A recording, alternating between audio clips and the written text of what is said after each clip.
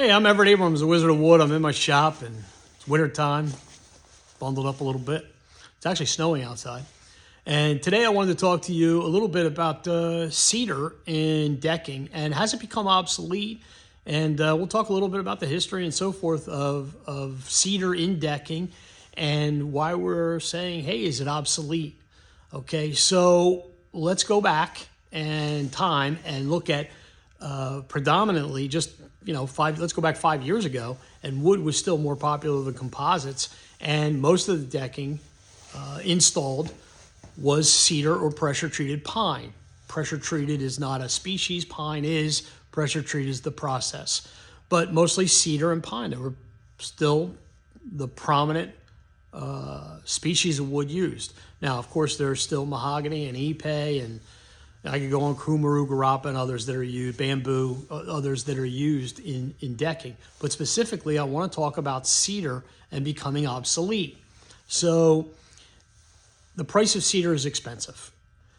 Softwood consumption was supposed to peak in 2023, and COVID kind of put the kibosh on that because there was such a demand and the wood prices went up. And when they did, people looked for alternative, or if they were going to spend the money, they're going to spend it on composite or one of these more exotic species like those hardwoods I was discussing or mentioning, be it ipe, garapa, kumaru, masaranduba, whatever it is. Okay, so what happens is when you start figuring out the price and then cedar, you're like, okay, I'm not using cedar. So if it's a budget thing, you're going to do one of two things. You're either going to go to the pressure-treated pine. If you like wood and you want that wood look, you're probably going to go to pressure-treated pine. If you have the money and you want to go to a higher budget, you might use those other species, or you're going to go to the composites. And really, it's been happening for years. So, like I said, a little bit of this is a history lesson because we start talking about the price of cedar, and you go back 15 years, there wasn't a big difference in price between cedar and pine, and there was a few bucks overall on a deck. Being facetious when I say a few bucks, but the price per linear foot was not a big difference. Then what happened is we have the North American NAFTA, Free Trade Act, and it really didn't apply because there were still tariffs on different products and so forth. And if we go back some years, there was a tariff put on cedar, and my recollection may be a little off, but as I remember, I believe it was like 31% was the increase in the price of cedar overnight. I think it happened in like May of the year that happened, and the price just jumped up significantly. And when it did, there was a little difference, and people started saying, okay, well, I don't have the money to afford for the cedar, especially nice, clear cedar. Knotty cedar, obviously, a little less money. But there was a big difference then at that point between pine and the cedar.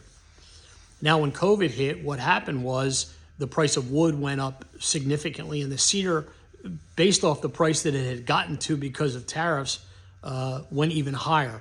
And just to back up a little bit on that, most people, a lot of people just generally think that a lot of our cedar and our pine is domestic. Believe it or not, a lot of it is imported. Most of it is imported from Canada, and that's where the tariffs were, from Canada. So what happens is the price is already higher, COVID hits, goes even higher, and now people are saying, okay, well, I can't afford the cedar, and if it's going to be that price, well, I'm putting a composite deck down at the same price or cheaper, because before COVID, the composite deck manufacturers came up with different product lines at different pricing. Everybody has this perception that everything was expensive, and there is lower lines of composite, and people were saying, hey, why am I going to do cedar? It doesn't make any sense.